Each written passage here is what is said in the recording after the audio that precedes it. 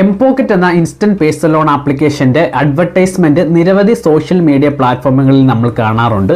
നിരവധി പേര് എന്നോട് ആവശ്യപ്പെട്ടതാണ് എംപോക്കറ്റ് എന്ന ഇൻസ്റ്റന്റ് പേഴ്സണൽ ലോൺ ആപ്ലിക്കേഷനെ കുറിച്ച് ജെനുവിനായിട്ട് ഒരു റിവ്യൂ ചെയ്യണമെന്ന്. അതുകൊണ്ട് തന്നെ ഈ ആപ്ലിക്കേഷനിൽ നിന്ന് വായ്പ എടുത്തവരുടെ അനുഭവം, അതുപോലെ തന്നെ പല പ്ലാറ്റ്ഫോമുകളിൽ ഇതിനുള്ള റേറ്റിംഗും റിവ്യൂ തുടങ്ങിയവയെല്ലാം പരിഗണിച്ചാണ് ഈ വീഡിയോ തയ്യാറാക്കിയിരിക്കുന്നത്. ഈ വീഡിയോ മുഴുവൻ നിങ്ങൾക്ക് കാണുമ്പോൾ ഈ ആപ്ലിക്കേഷന് ഇൻട്രസ്റ്റ് റേറ്റ് കൂടുതലാണോ കുറവാണോ, അതുപോലെ തന്നെ ഇതിൻ്റെ പ്രോസസ്സിംഗ് ഫീസ്, ഇതിൻ്റെ മറ്റ് ചാർജുകൾ, അതുപോലെ ലോൺ എമൗണ്ട്, എന്തൊക്കെ ഡോക്യുമെന്റ്സ് വേണം, അതുപോലെ ഇതിൽ നിന്ന് നമ്മൾ വായ്പ എടുത്തു കഴിഞ്ഞാൽ നമുക്ക് എന്തെങ്കിലും പ്രശ്നങ്ങൾ നേരിടേണ്ടി വരുമോ, തിരിച്ചടവ് തുടങ്ങിയ മുഴുവൻ വിവരങ്ങളും നിങ്ങൾക്ക് മനസ്സിലാക്കുവാൻ സാധിക്കും. അതുകൊണ്ട് ഈ വീഡിയോ മുഴുവൻ കണ്ടതിന് ശേഷം മാത്രമേ നിങ്ങൾ വായ്പ എടുക്കാവുള്ളൂ ഈ ആപ്ലിക്കേഷനിൽ നിന്ന്. ഇതുപോലെ ഉപയോഗപ്രദമായ അനേകം സാമ്പത്തികപരമായിട്ടുള്ള വീഡിയോസ് ഈ യൂട്യൂബ് ചാനൽ അപ്ലോഡ് ചെയ്യുന്നുണ്ട്. അതിൻ്റെയൊക്കെ നോട്ടിഫിക്കേഷൻ നിങ്ങളിലേക്ക് എത്തണമെങ്കിൽ ഇപ്പം തന്നെ ചാനൽ സബ്സ്ക്രൈബ് ചെയ്യുക. എൻ്റെ പേര് ക്ലിൻസ് മണിയോളിയിൽ. Welcome to my channel. MPokket എന്ന ഇൻസ്റ്റന്റ് പേഴ്സണൽ ലോൺ ആപ്ലിക്കേഷന് പ്ലേ സ്റ്റോറിൽ 4.4 റേറ്റിംഗും 10 മില്യൺ പ്ലസ് ഡൗൺലോഡ്സും ഉണ്ട്. നല്ല റേറ്റിംഗും നല്ലൊരു ഡൗൺലോഡ്സും നമുക്ക് പ്ലേ സ്റ്റോറിൽ നോക്കിയാൽ കാണുവാൻ സാധിക്കും. എന്നാൽ റേറ്റിംഗ് മാത്രം പരിഗണിച്ച് നമ്മൾ ഒരു വായ്പയും എടുക്കാൻ പോകരുത്. കാരണം നമ്മൾ നോക്കേണ്ട കാര്യം എന്ന് പറയുന്നത് ഇതിൽ നിന്ന് വായ്പ എടുത്തവരുടെ അനുഭവം, അവരുടെ റിവ്യൂസും നമ്മൾ പരിഗണിക്കണം. അതുപോലെ തന്നെ ഇതിൻ്റെ പലിശ നിരക്ക് മറ്റ് ആപ്ലിക്കേഷനുകളെ കമ്പയർ ചെയ്യുമ്പോൾ കൂടുതലാണോ കുറവാണോ, ഇതിൻ്റെ പ്രോസസ്സിംഗ് ഫീസ് കൂടുതലാണോ, അതുപോലെ തന്നെ ഇതിന് മറ്റ് ഹിഡൻ ചാർജുകളുണ്ടോ, നമ്മൾ ഏതെങ്കിലും കാരണവശാൽ തിരിച്ചടച്ചില്ലെങ്കിൽ ഇവർ എന്തെല്ലാം നടപടികൾ സ്വീകരിക്കും, നമ്മളുടെ ഫോൺ നമ്പർ എടുത്തിട്ട് നമ്മളെ ടോർച്ചർ ചെയ്യുകയോ അല്ലെങ്കിൽ നമ്മുടെ കോൺടാക്റ്റ് ആക്സസ് ചെയ്ത് ടോർച്ചർ ചെയ്യുകയോ തുടങ്ങിയ കാര്യങ്ങളൊക്കെ നമ്മൾ പരിഗണിക്കണം. അതുപോലെ തന്നെ ഏറ്റവും പ്രധാനപ്പെട്ടതാണ് റിസർവ് ബാങ്ക് ഓഫ് ഇന്ത്യയുടെ ഗൈഡ് ലൈൻസ് പ്രകാരവും അംഗീകാരത്തോടും പ്രവർത്തിക്കുന്ന ആപ്ലിക്കേഷനാണോ, നോൺ ബാങ്കിങ് ഫിനാൻഷ്യൽ കമ്പനികളിൽ നിന്നാണോ നമുക്ക് ഈ ആപ്ലിക്കേഷൻ മുഖേന വായ്പ ലഭിക്കുന്നത് തുടങ്ങിയ എല്ലാ കാര്യങ്ങളും നമ്മൾ മനസ്സിലാക്കിയിരിക്കണം. എങ്കിൽ മാത്രമേ നമുക്ക് അതൊരു നല്ല ആപ്ലിക്കേഷൻ ആണെന്ന് പറയാൻ സാധിക്കുകയുള്ളൂ. മേബ്രൈറ്റ് വെഞ്ചേഴ്സ് എന്ന പ്രൈവറ്റ് ലിമിറ്റഡ് കമ്പനിയാണ് ഈ ആപ്ലിക്കേഷൻ മുഖേന വായ്പ ലഭ്യമാകുന്നത്. നമ്മൾ അന്വേഷിച്ചപ്പോൾ ഈ കമ്പനി ഒരു നോൺ ബാങ്കിങ് ഫിനാൻഷ്യൽ കമ്പനിയാണ്. ഈ നോൺ ബാങ്കിങ് ഫിനാൻഷ്യൽ കമ്പനി എന്ന് പറയുമ്പോൾ ബാങ്ക് ഇതര ധനകാര്യ സ്ഥാപനങ്ങൾ, ഇങ്ങനെയുള്ള കമ്പനികൾക്ക് റിസർവ് ബാങ്ക് ഓഫ് ഇന്ത്യ വായ്പ നൽകാനും അതിൽ നിന്ന് പലിശ ഈടാക്കാനൊക്കെയുള്ള അധികാരം നൽകിയിട്ടുണ്ട്. അതുകൊണ്ട് തന്നെ ലീഗൽ ആണോ എന്ന് ചോദിച്ചാൽ ലീഗലാണ്. കാരണം ഒരു നോൺ ബാങ്കിങ് ഫിനാൻഷ്യൽ കമ്പനിയാണ് നമുക്ക് ഈ ആപ്ലിക്കേഷൻ മുഖേന വായ്പ ലഭ്യമാക്കുന്നത്. അപ്പോൾ നമ്മൾ മനസ്സിലാക്കേണ്ട കാര്യം, ഇന്ന് നിരവധി നോൺ ബാങ്കിങ് ഫിനാൻഷ്യൽ കമ്പനികളുണ്ട്. അപ്പം അവരുടെ റേറ്റിംഗ്, അവർ നല്ല രീതിയിലാണോ നമ്മളോട് ഇടപെടുന്നത്, അല്ലെങ്കിൽ അവരുടെ കസ്റ്റമർ സപ്പോർട്ട് എങ്ങനെയുണ്ട് തുടങ്ങിയ കാര്യങ്ങളൊക്കെ നമ്മൾ പരിഗണിച്ചിരിക്കണം. ഓക്കെ, അപ്പോൾ ലീഗൽ ആണോ എന്ന് ചോദിച്ചാൽ നമുക്കിത് ലീഗൽ ആണെന്ന് തന്നെ പറയാൻ സാധിക്കും. ലീഗൽ അല്ലാത്ത ഫേക്ക് ആയിട്ടുള്ള ലോൺ ആപ്ലിക്കേഷനുകളെല്ലാം റിസർവ് ബാങ്ക് ഓഫ് ഇന്ത്യയുടെ നിർദ്ദേശപ്രകാരം നിലവിൽ പ്ലേ സ്റ്റോറിൽ നീക്കം ചെയ്തിട്ടുണ്ട്. അതുകൊണ്ട് തന്നെ ഇവർക്ക് വിസിബിളായിട്ട് പ്ലേ സ്റ്റോറിൽ വരണമെങ്കിൽ നിയമപരമായിട്ട് പ്രവർത്തിച്ചാൽ മാത്രമേ സാധിക്കുകയുള്ളൂ. അതുകൊണ്ട് നിയമപരമായിട്ടുള്ള ഒരു ആപ്ലിക്കേഷൻ ആണോ എന്ന് ചോദിച്ചാൽ നിയമപരമായിട്ടുള്ള ഒരു ആപ്ലിക്കേഷനാണ്. സാലറി ആയിട്ടുള്ള വ്യക്തികൾക്കും വിദ്യാർത്ഥികൾക്കും 30,000 രൂപ വരെ 4% പ്രതിമാസ പലിശ നിരക്കിൽ ഇവർ വായ്പ നൽകുമെന്നാണ് അവർ അവകാശപ്പെടുന്നത്. തിരിച്ചടവായിട്ട് 61 മുതൽ 120 ദിവസം വരെ നൽകുമെന്നും അവർ അവകാശപ്പെടുന്നുണ്ട്.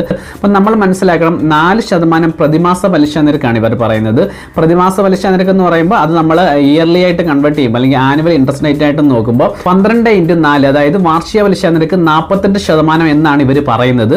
പക്ഷേ ഇത് തികച്ചും തെറ്റാണ്. നമ്മൾ ഇതിൽ നിന്ന് വായ്പ എടുത്തവരുടെ അനുഭവമൊക്കെ നമ്മൾ നോക്കുമ്പോൾ അവർ പറയുന്നത് വളരെ വലിയ പലിശയാണ് ഇവർ ഈടാക്കുന്നത് എന്നാണ് നമുക്ക് അറിയാൻ സാധിച്ചിട്ടുള്ളത്. പ്രതിമാസം ചിലരിൽ നിന്ന് 10% വരെ പലിശ നിരക്ക് ഈടാക്കുന്നുണ്ടെന്നാണ് നമുക്ക് അറിയാൻ സാധിച്ചിട്ടുള്ളത്. പ്രതിമാസം എന്ന് പറയുമ്പോൾ ഒരു വർഷം 120% വരെ പലിശ നിരക്ക് ഇവർ ഈടാക്കുന്നുണ്ട്. അതുപോലെ തന്നെ പ്രോസസ്സിംഗ് ഫീസ് ഹൈ ആണെന്ന് നമുക്ക് പറയാൻ സാധിക്കും. പ്രോസസ്സിംഗ് ഫീസും അതുപോലെ ഇൻട്രസ്റ്റ് റേറ്റും വളരെ കൂടുതലാണ്. അപ്പോൾ ഞാൻ ഇതിനു മുമ്പ് നിരവധി ഇൻസ്റ്റന്റ് പേഴ്സണൽ ലോൺ ആപ്ലിക്കേഷനുകൾ നിങ്ങൾക്ക് പരിചയപ്പെടുത്തിയിട്ടുണ്ട്. അതിനേക്കാളും കൂടുതൽ പലിശ നിരക്കാണ് ഇവർ ഈടാക്കുന്നത്. നമ്മൾ റിവ്യൂസ് വായിച്ച് നോക്കുമ്പോൾ നമുക്ക് അതാണ് മനസ്സിലാക്കുന്നത്. ഇത്ര വലിയൊരു പലിശ നിരക്ക് നിങ്ങൾക്ക് ഇപ്പോൾ സ്ക്രീനിൽ കാണാം. അവർ പറയുന്നുണ്ട് 10% പ്രതിമാസം പലിശ നിരക്ക് ഈടാക്കുന്നുണ്ടെന്നുള്ള കാര്യം. അപ്പോൾ ഇങ്ങനെയുള്ള കാര്യങ്ങൾ നിങ്ങൾ മനസ്സിലാക്കിയിരിക്കണം. അതുപോലെ തന്നെ നമുക്ക് ലഭ്യമാകുന്നത് വെറും 30,000 രൂപ വരെയാണ്. 30,000 രൂപ എന്ന് പറയുമ്പോൾ വളരെ ചെറിയ തുകയാണ്. അപ്പോൾ ആദ്യമേ വായ്പ എടുക്കുന്നവർക്ക് 30,000 രൂപയൊന്നും ലഭിക്കത്തില്ലെന്ന് നമുക്കറിയാൻ സാധിക്കും. നമ്മുടെ സിബിൽ സ്കോറും അതുപോലെ തന്നെ വരുമാനവും ഒക്കെ പരിഗണിച്ച് മാക്സിമം നമുക്കൊരു 4,000, 3,000 ചെറിയ എമൗണ്ടേ നമുക്ക് കിട്ടത്തുള്ളൂ. ഓക്കെ, അപ്പം ഈ 30,000 രൂപ വരെയുള്ള തുകയ്ക്ക് വേണ്ടി നമ്മൾ വലിയൊരു പലിശ നിരക്കാണ് ഇവർക്ക് നൽകേണ്ടി വരുന്നത്. അതുകൊണ്ട് ഇതിൽ നിന്ന് വായ്പ എടുക്കുമ്പോൾ ഈ കാര്യം നിങ്ങൾ മനസ്സിലാക്കിയിരിക്കണം. അപ്പം നമ്മൾ മനസ്സിലാക്കേണ്ട കാര്യം, ഒരു കാരണവശാലും വിദ്യാർത്ഥികൾ വായ്പ എടുക്കാൻ പോകില്ല. കാരണം ഏതെങ്കിലും ഒരു കാരണവശാലും നിങ്ങൾക്ക് വായ്പ എടുക്കാൻ അല്ലെങ്കിൽ തിരിച്ചടയ്ക്കാൻ സാധിച്ചില്ലെങ്കിൽ നിങ്ങൾക്ക് വലിയ രീതിയിലുള്ള പലിശ നൽകേണ്ടി വരും, അതുപോലെ തന്നെ ഫൈൻ നൽകേണ്ടി വരും. പിന്നെ നിങ്ങളുടെ സിബിൽ സ്കോർ കുറയും. ആധാർ കാർഡുമായിട്ട് ലിങ്ക് ചെയ്തിരിക്കുന്ന മൊബൈൽ നമ്പറിലേക്ക് ഒരു OTP വരുമ്പോഴാണ് നമ്മൾ എഗ്രിമെന്റ് സൈൻ ചെയ്യുന്നത്. അത് നിയമപരമായിട്ട് വാലിഡ് ആണെന്നുള്ള കാര്യം നിങ്ങൾ മനസ്സിലാക്കിയിരിക്കണം. ഈ നിയമപരമായിട്ട് വാലിഡ് ആയതുകൊണ്ട് തന്നെ നമ്മൾ ഏതെങ്കിലും കാരണവശാൽ തിരിച്ചടച്ചില്ലെങ്കിൽ അവർക്ക് നമുക്കെതിരെ നിയമ നടപടികൾ സ്വീകരിക്കുവാൻ സാധിക്കും. അത് നമ്മൾ ബാങ്കിൽ പോയി ഒരു എഗ്രിമെന്റ് സൈൻ ചെയ്യുന്നതിന് തുല്യമാണ് ഈ ആധാർ കാർഡുമായിട്ട് ലിങ്ക് ചെയ്തിരിക്കുന്ന മൊബൈൽ നമ്പറിലേക്ക് ഒരു OTP ആണ് നമ്മൾ അതിവിടെ എൻ്റർ ചെയ്യുമ്പോൾ സംഭവിക്കുന്നത്. അതുകൊണ്ട് എടുക്കുന്ന വായ്പകൾ കൃത്യമായി തിരിച്ചടയ്ക്കുക. പിന്നെ ഒരു ഇമെയിൽ ID നിങ്ങൾക്ക് ഉണ്ടായിരിക്കണം എന്നുള്ള കാര്യം നിങ്ങൾ മനസ്സിലാക്കിയിരിക്കണം. അതൊക്കെ നിങ്ങൾക്ക് ഭാവിയിൽ ഒരു രീതിയിലുള്ള വായ്പ പിന്നീട് കിട്ടാതെ വരും. അതുകൊണ്ട് ഒരു രീതിയിലും വിദ്യാർത്ഥികൾ വായ്പ എടുക്കാൻ ഞങ്ങൾ പ്രോത്സാഹിപ്പിക്കുന്നില്ല. വായ്പ എടുക്കുന്നവർ സ്വന്തം റിസ്കിൽ മാത്രം വായ്പ എടുക്കുക. മറ്റെല്ലാം വായ്പകളെ പോലെ തന്നെ ഈ വായ്പയും നമ്മൾ എടുത്തിട്ട് കൃത്യമായി തിരിച്ചടച്ചില്ലെങ്കിൽ ഞാൻ പറഞ്ഞു സിബിൽ സ്കോർ കുറയും, നമുക്ക് പലിശ വന്നുകൊണ്ടിരിക്കും, ഫൈൻ വന്നുകൊണ്ടിരിക്കും. നമുക്ക് ഈ സിബിൽ സ്കോർ കഴിഞ്ഞാൽ നാളെ നമുക്ക് വേറൊരു വായ്പയും ലഭ്യമാകാതെ വരും. നിങ്ങളെ കോൺടാക്ട്സിലൊക്കെ അവർ വിളിച്ച് റിപ്പീറ്റഡ് ആയിട്ട് നിങ്ങൾ ഇതുപോലെ വായ്പ എടുത്തിട്ട് തിരിച്ചടച്ചില്ല എന്നൊക്കെ കാര്യങ്ങൾ അവർ വിളിച്ച് പറയും. അതുകൊണ്ട് നിങ്ങൾ ഇത്രയും പലിശ നിരക്കിലും പ്രോസസ്സിംഗ് ഫീസിലും നിങ്ങൾ ഈ വായ്പ എടുക്കുന്നുണ്ടെങ്കിൽ തന്നെ അത് കൃത്യമായിട്ട് തിരിച്ചടയ്ക്കണം എന്നുള്ള ഒരു ഉറപ്പ് വരുത്തിയതിന് ശേഷം മാത്രമേ നിങ്ങൾ വായ്പ എടുക്കാവുള്ളൂ. ഇല്ലെങ്കിൽ നിങ്ങൾക്ക് പല രീതിയിലുള്ള പ്രത്യാഘാതങ്ങൾ നേരിടേണ്ടി വരും. അപ്പോൾ വിദ്യാർത്ഥികൾ ഒരു കാരണവശാലും വായ്പ എടുക്കാൻ ഈ ചാനൽ പ്രോത്സാഹിപ്പിക്കുന്നില്ല. ഈ വായ്പ എടുക്കാൻ ആവശ്യമായ ഡോക്യുമെന്റ്സ് നമുക്ക് നോക്കാം. ആധാർ കാർഡ് വേണം, നമുക്ക് പാൻ കാർഡ് വേണം, ബാങ്ക് അക്കൗണ്ട് സ്റ്റേറ്റ്മെന്റ്, നമ്മളുടെ 3 മാസത്തെ സാലറി സ്ലിപ്പ്. നിങ്ങളൊരു വിദ്യാർത്ഥിയാണെങ്കിൽ നിങ്ങളുടെ കോളേജ് ID കാർഡ് നൽകിയാൽ മതി. ഇത്രയും കാര്യങ്ങളാണ് പ്രധാനമായിട്ട് ഡോക്യുമെന്റ്സ് വേണ്ടത്. എടുക്കുന്ന വായ്പ തിരിച്ചടയ്ക്കുന്നത് ഓട്ടോ ഡെബിറ്റ് ആയിട്ട് നമുക്ക് തിരിച്ചടയ്ക്കുവാൻ സാധിക്കും, അല്ലെങ്കിൽ നമുക്ക് മാനുവലി ഗൂഗിൾ പേയോ നമ്മളുടെ നെറ്റ് ബാങ്കിങ് ഉപയോഗിച്ച് തിരിച്ചടയ്ക്കുവാൻ സാധിക്കും എന്നുള്ള കാര്യം മനസ്സിലാക്കിയിരിക്കണം.